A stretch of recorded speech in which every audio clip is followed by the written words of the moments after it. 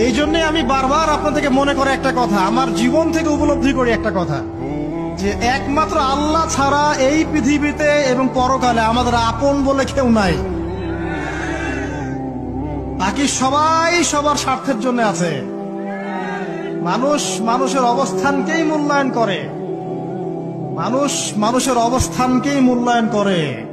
আল্লাহ রাব্বুল আলামিন আপনার ভিতরটাকে ভালোবাসেন। দেখেন, আপনি যখন নামাজ পড়েন নাই, আল্লাহ পাক কিন্তু আপনাকে ধ্বংস করে দেন নাই। আল্লাহ পরম করুণাময় আপনাকে হেদায়েত দিয়ে নামাজি বানিয়ে দিয়েছেন। জীবন অনেক পাপ করেছেন, ইনস্ট্যান্ট আল্লাহ পাক শাস্তি দিতে পারতেন, আল্লাহ পাক দেন নাই।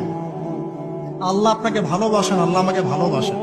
আল্লাহ পাকের এই ভালোবাসার ঋণটা শোধ করার জন্য হলেও নামাজি হয়ে যান,